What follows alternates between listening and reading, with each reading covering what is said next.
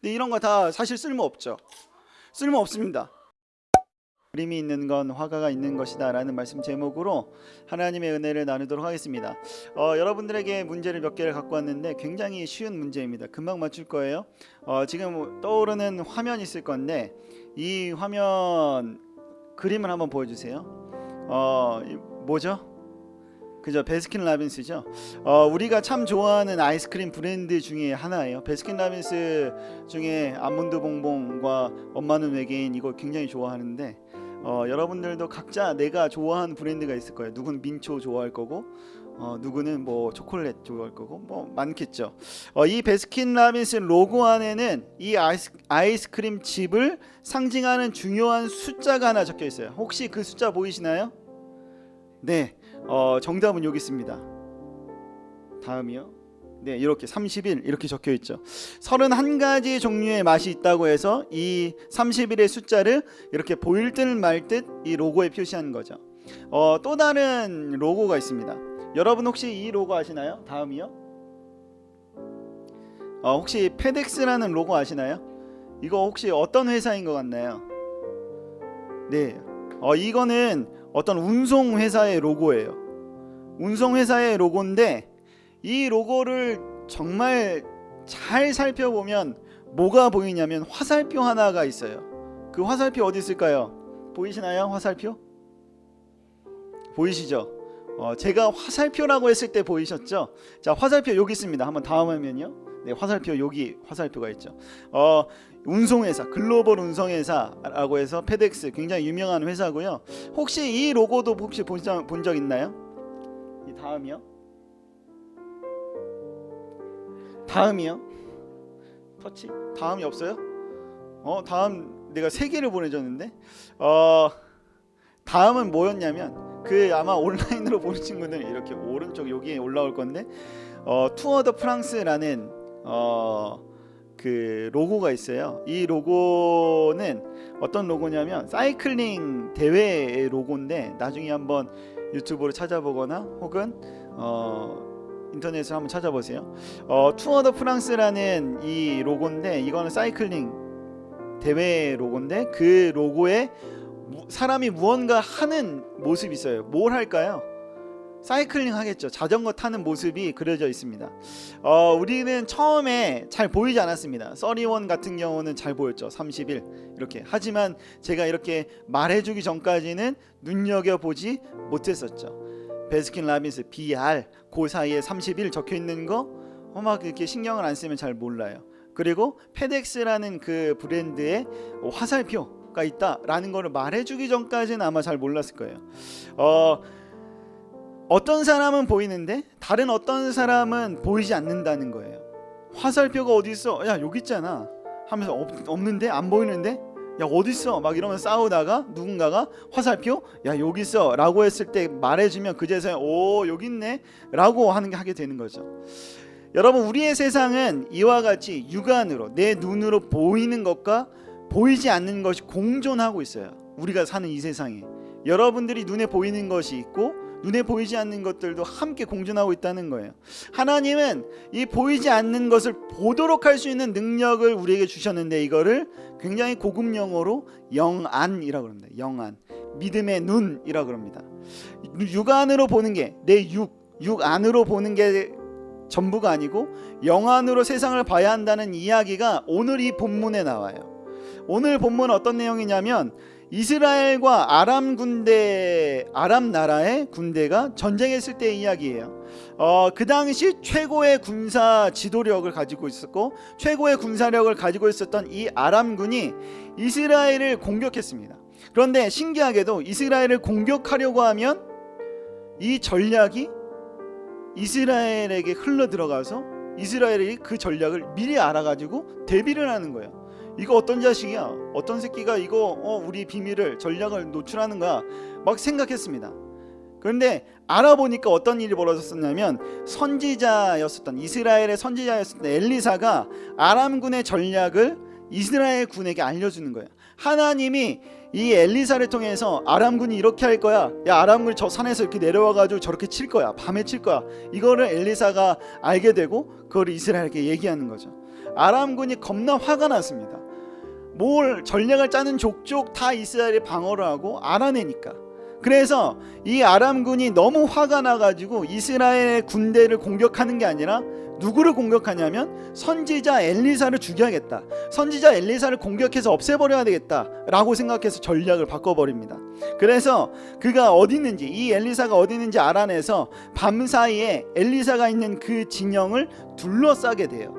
아람 군대가 한 사람 잡고 싶어가지고 그 집 주변을 막 몇만 명이 막 에워싸고 있는 거죠.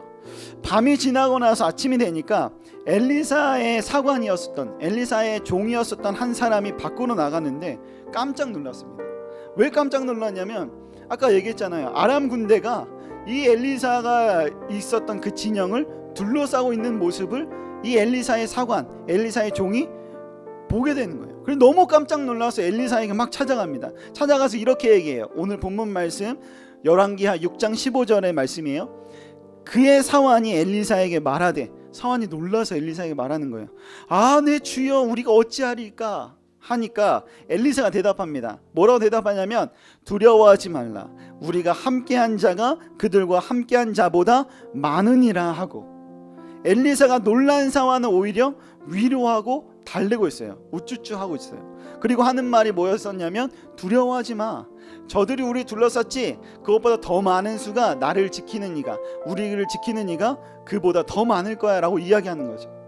육안으로 보기에는 적군이 많아 보이지만 영안으로 보면 우리와 함께한 자가 우리와 함께한다, 우리와 함께하는 자가 너무나도 더 크다 라고 이야기하는 거예요. 그 이후에 엘리사가 기도를 하는데 이 기도가 이 사환의 눈을 뜨게 하는 기도였거든요. 엘리사가 이 기도를 하는데 우리의 삶 가운데 응답되어지기를 바라면서 한번 열왕기하 6장 17절 한번 다 같이 읽어보도록 하겠습니다.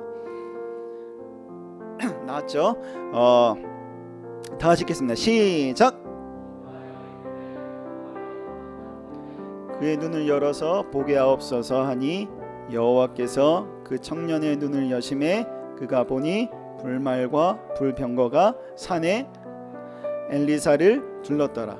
어떤 상황인지 여러분들 상상이 가시나요? 자신을 둘러싼 아람 군대를 또 둘러싸고 있는 여호와의 군대가 있는 거예요. 이것은 이 사환, 이 종의 육안으로는 볼 수가 없었어요. 육안으로 보이는 것이 다라고 믿었었더라면 싸워보지도 않고 절망 가운데 난 죽었다, 난 실패했다 라고 할 수 있는 그런 상황이었어요. 하지만 엘리사가 이렇게 기도해요. 그의 믿음의 눈을 열어 보게 하옵소서 하니 여호와께서 그 청년의 믿음의 눈을 여심해. 이 눈은 영의 눈, 믿음의 눈, 영안을 말하는 거예요. 오늘 이 설교를 듣는 우리 모든 이들이 이 믿음의 눈이 띄어지는 시간이 되어지기를 간절히 축복합니다. 여러분 혹시 백화점 지하 1층에 뭐가 있는지 아시나요? 식품점 있죠. 굉장히 저희가 좋아하는 곳입니다. 굉장히 좋아하는 곳이고요. 거기 가면요 정말 천국이 따로 없습니다. 먹고 싶은 게 너무 많아요. 그런데 이런 이야기가 있어요. 배가 너무 고플 때 백화점 지하 1층의 음식 코너에 가지 마라. 그럼 내가 사고 싶은 거 배고프니까 이거 맛있어 보니까 사고, 이거 맛있어서 보니까 사고 하다가 보면 이제 과소비하게 된다, 이런 거죠. 또 이런 말이 있어요. 어떤 외국 속담에 다리 아플 때 의자를 사지 말라라고 이야기해요. 다리가 너무 아프다는 이유로 쓸데없는 것에 소비를 하지 말라, 이런 거예요. 다리가 아픈 것, 그리고 배가 고픈 것, 이것을 통해서 우리의 분별력이 막 흐려지게 되죠. 이 시대는요 분별력을 흐리게 하기 위해서 여러 가지 방해 요소들이 엄청 많다는 걸 우리는 알고 있어야 돼요. 여러분들이 분별하지 못하도록 만드는 요소들이 엄청 많은데 그 중에서 가장 중심이 되는 방해 요소가 있는데 여러분들에게 알려줄게요. 가장 중심이 되는 방해 요소, 나의 분별력을 흐리게 만드는 방해 요소 중에 가장 중심, 이겁니다. 보이는 게 현실이야. 야, 보이는 게 다야. 야, 네가 보고 있는 거 있지, 그게 다야, 전부야 라고 말하는 이것이 우리의 분별력을 흐리게 만드는 가장 중심이 되는 요소예요. 특별히 미디어에 많이 노출되어 있는 여러분들은 더욱더 그래요. 시각을 자극하여서 보이는 것이 다인 것으로 생각하게 만들어요. 내가 보는 유튜브를 통해서 이게 전부다 라고 생각하게끔 만들어요. 그러나 우리는 육안으로 보는 것이 전부가 아니라는 사실을 정확하게 기억하고 있어야 돼요. 오늘 설교 제목이 뭐였죠? 이거였습니다. 그림이 있다는 것은 화가가 있다는 것이다 예요. 육안으로 보이는 것은 보이지 않는 무언가가 있기 때문에 생겨났다라는 의미예요. 눈에 보이는 현상과 눈에 보이는 상황들은 그것을 이루게 하시는 하나님의 섭리와 계획이 있다는 것임을 여러분 기억하시기를 소망합니다. 이 세상의 전쟁 중에 대부분은 눈에 보이지 않는 것 때문에 발생해요. 유명한 전쟁 있죠. 세계의 1차 대전, 2차 대전, 그리고 우리나라의 뼈아픈 전쟁인 6.25 한국전쟁. 이것이 우리의 눈에 드러나게 된 전쟁으로 나타난 이유는 뭐였냐면 눈에 보이지 않는 이념 때문에 그랬어요. 눈에 보이지 않는 것들. 다시 한번 말하지만 세상은 보이는 게 현실이고 야 네가 보이는 게 전부야 다야 라고 이야기하지만 같은 상황이어도 보이지 않는 것을 보게 만드셨어요. 하나님께서 그것을 믿음의 눈으로 보게 만드셨어요. 마치 동일한 로고를 바라보고 그 안에 있는 것을 누구는 알아차리고 누구는 모르는 것처럼 말이에요. 하나님은 보이지 않는 것을 보게 하는 믿음의 눈으로 지금 세상을 바라보라라고 이야기하세요. 우리는 그리스도인으로서 영혼과 육안 둘 다 뜨고 살아야 돼요. 육안으로 보이는 게 다가 아니라는 것을 우리는 정확하게 기억하며 살아야 돼요. 특별히 수많은 정보에 노출되어 있는 이 시대를 살아가는 여러분들은 이 영안이 필수적이에요. 선한 것과 악한 것을 나누고 생명 있는 것과 죽어 있는 것을 나누고 지혜 있는 것과 어리석은 것을 나눌 수 있는 분별력이 분명히 필요해요. 하지만 우리는 여기서 그냥 이 나누고 구별하는 것에서 만족하면 안 돼요. 아 이거는 선하고 이건 악한 거야. 나눴어. 나는 그렇게 할 수 있어. 여기서 끝나면 안 돼요. 우리는 분별한 후에 결정을 해야 되는데 무엇을 결정해야 되냐면 내가 무언가를 결정해야 되는 요소가 분명히 있어요. 내가 어떻게 살 것인가 결정해야 돼요. 내가 어떤 가치를 가지고 살 것인가 결정해야 돼요. 나는 누구의 말을 들으며 살아갈 것인가 결정해야 하는 것이에요. 그리고 그 이후에 그 결정 이후에 자 이건 선한 것 악한 것 그럼 나는 선한 것을 따라 살아가야지 결정하는 것 그 이후에 마지막으로 우리가 필요한 것이 있는데 그게 바로 뭐냐면 나누는 거 전하는 거예요. 뭐냐면 하나님과 그의 가치와 지혜를 나누며 살아야 돼요. 그리고 분별하고 결정하고 그 가치를 나누며 살아야 되는데 우리는 우리가 어떤 가치로 살아가고 있는지를 드러내야 된다는 사실. 나 이렇게 살기로 결정했어. 하나님 뜻대로 살기로 결정했어. 선한 거 악한 거 내가 분별할 수 있는데 선한 거 선택하며 살기로 결정했어 라고 하는 그 결정이 여러분들 삶에서 드러나야 된다는 사실. 하나님의 가치가 드러나야 된다는 사실이에요. 한번 생각해 봅시다. 우리가 나누는 이야기의 중심에는 무엇이 있나요? 여러분들 친구랑 이야기하는 것의 중심은 무엇이 있을까요? 여러분들의 페이스북, 여러분들의 인스타그램, 여러분들의 유튜브에 다른 이들과 함께 무엇을 나누고 있을까요? 여러분들은 다른 이들과 나누는 말들 가운데 그 중심에 무엇이 있을까요? 하나님의 가치를 혹시 나누고 있으신가요? 아니면 나 자신을 내세우는 것보다 다른 사람을 세워주는 그런 포스팅을 올리고 그런 이야기를 나누고 대화를 하고 있나요? 세상의 가치를 나누기보다 하늘의 가치를 나누는 그런 포스팅이나 글들이나 영상이나 바라보고 계신가요? 우리의 드러난 행동과 말은 드러나지 않는 보이지 않는 마음에서 비롯되었다는 사실을 우리는 기억하셔야 돼요.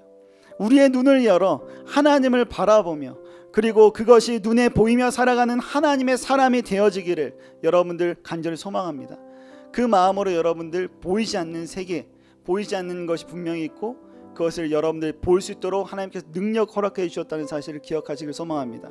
세상에는 끊임없이 여러분들을 유혹할 거예요. 눈에 보이는 게 전부야. 그래서 전사님이 가장 대표적인 거 하나를 갖고 왔어요. 이걸 할까 말까 굉장히 고민했습니다. 돈인데요. 10,000원입니다. 눈에 보이죠.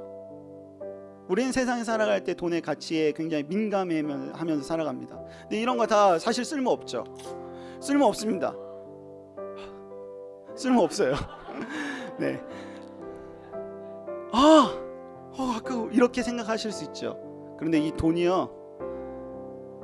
지금 이 자리에서 이 돈이 찢어지는 것을 보면서 눈에 보이는 게 전부가 아니었구나. 이 돈의 쓸모는 누군가가 이 사실을 깨닫는 것 하나의 가치로 끝난 거예요.